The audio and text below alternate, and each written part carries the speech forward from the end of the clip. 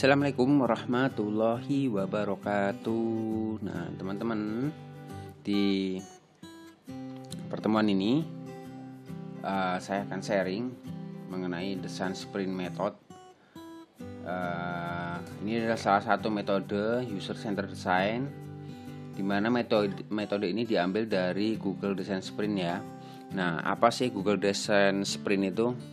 Jadi dia adalah salah satu metode untuk merancang prototipe dengan langkah cepat, di mana Anda dapat menggali ide sampai dengan nantinya memilih low fidelity wireframe yang bagus untuk ide tersebut.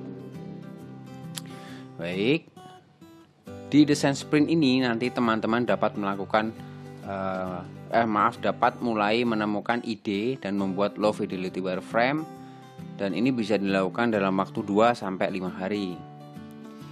Nah, asalnya desain sprint ini dari mana sih? Nah, pada zaman dulunya dibuat oleh EDIO and the School at Stanford University. Kemudian diadaptasi serta disesuaikan dengan lapangan, maksudnya dengan dunia kerja, dunia industri IT ya, oleh Google Venture, dan akhirnya menjadi desain sprint. Nah, pada industri, desain sprint ini akan dipimpin oleh sprint master. Siapa sih itu?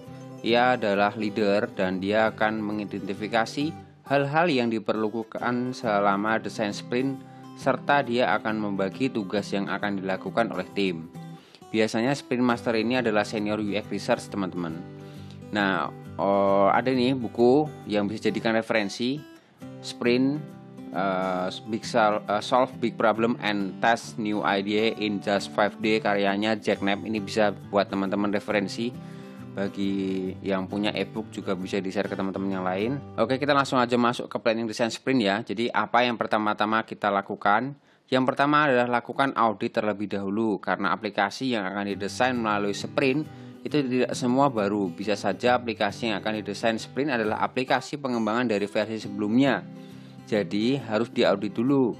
Misalnya interview ke stakeholder atau review dokumen teknis sebelumnya mengenai bagaimana aplikasi tersebut dapat dirancang, atau review pengguna bisa jadikan juga acuan dari audit ini. Nah, tujuannya apa? Tujuannya untuk mencatat hal-hal baru yang berguna untuk desain sprint selanjutnya. Yang kedua, siapkan beberapa perangkat yang akan digunakan untuk menjalankan prototipe dan lain-lain, seperti voting note, spidol, sticky note, bisa paku pin, kemudian styrofoam, seperti itu. Nah, di slide ini nanti teman-teman dapat melihat 6 step design sprint, yaitu mulai dari understand, define, diverge, decide, prototype, and validate. Nah, 6 tahapan ini juga harus dilaksanakan secara bertahapan. Dari yang mulai pertama yaitu understand. Understand ini bagaimana kita memahami kebutuhan user dari sisi kapasitas teknologi yang dimiliki. Kemudian yang kedua ada define, yaitu strategi kunci atau fokus kita di mana. Kemudian yang ketiga ada diverge, yaitu pada tahapan ini kita mengeksplorasi langkah-langkah atau ide. Kemudian decide adalah memilih ide-ide terbaik yang sudah dieksplorasi. Kemudian yang kelima ada prototype, adalah membuat desain baik low fidelity maupun high fidelity. Nah, untuk keterangan low fidelity dan high fidelity seperti ini. Kemudian ada validate. Validate ini merupakan tahapan prototype yang diuji bersama stakeholder atau user dan yang expert di bidang teknologi. Yang pertama, understand method. Di understand method ini yang 5 menit pertama adalah presentasi bisnis goal dan aspek kesuksesan dari perusahaan yang akan kita bangun sistemnya. Kemudian 5 menit kedua adalah presentasi kapasitas teknik, baik tools, software, dan tantangan dalam menerapkan sistem. Kemudian 5 menit terakhir, tim user experience research akan merumuskan apa saja yang dibutuhkan untuk melaksanakan user research dan bagaimana nantinya profil user akan berpengaruh ke project yang dilakukan. Selain itu, kita bisa melakukan juga competitive overview, yaitu bagaimana kita melihat kelebihan dan kekurangan pesaing kita di produk yang sama, baik dari fungsionalitas atau fitur yang sama.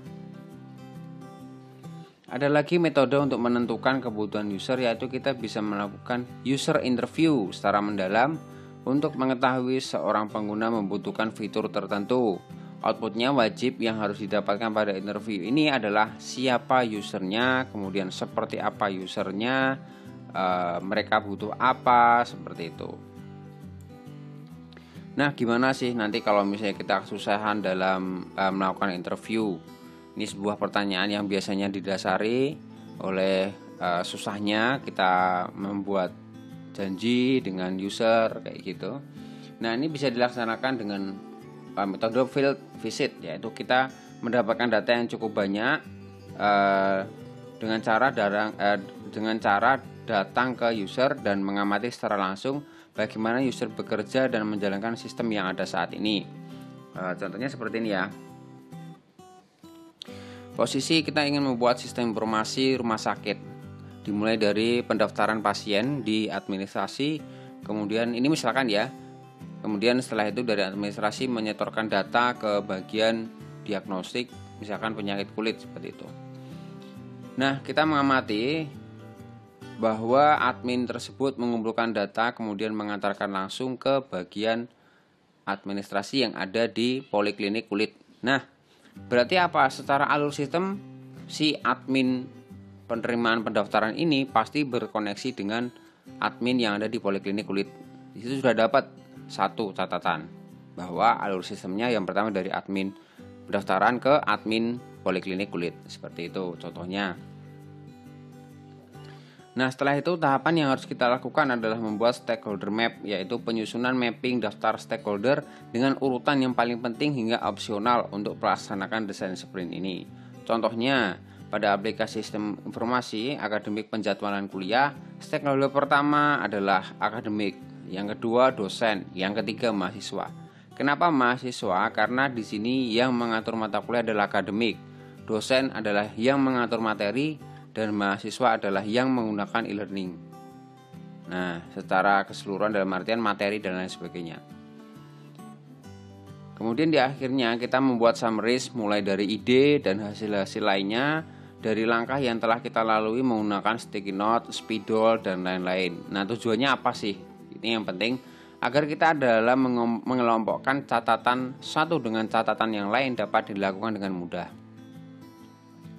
Contohnya kita sudah bikin sticky note seperti ini. Jadi kita sudah bikin catatan tadi ya, misalkan dari sistem informasi rumah sakit, dari admin pendaftaran ke admin poliklinik, kita sudah membuat 2 sticky note contoh desain flowchartnya. Nah, kita tinggal koneksikan saja menggunakan pin paku pin, kita tempelin, kemudian kita kasih bisa panah, bisa apa yang menjelaskan bahwa dari admin pendaftaran menuju ke admin poliklinik, seperti itu. Kemudian define. Nah, yang pertama kita lakukan adalah mendefinisikan 3-4 kata kunci yang dapat digunakan untuk mendeskripsikan produk yang akan dibangun. Contohnya seperti ini ya. Yang pasti ada easy to learn, helpful, easy, fun to use, seperti itu.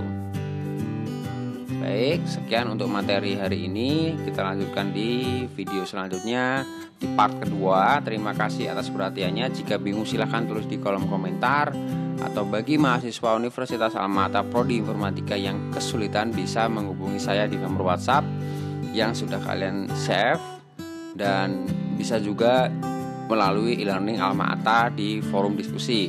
Terima kasih atas perhatiannya dan assalamualaikum warahmatullahi wabarakatuh.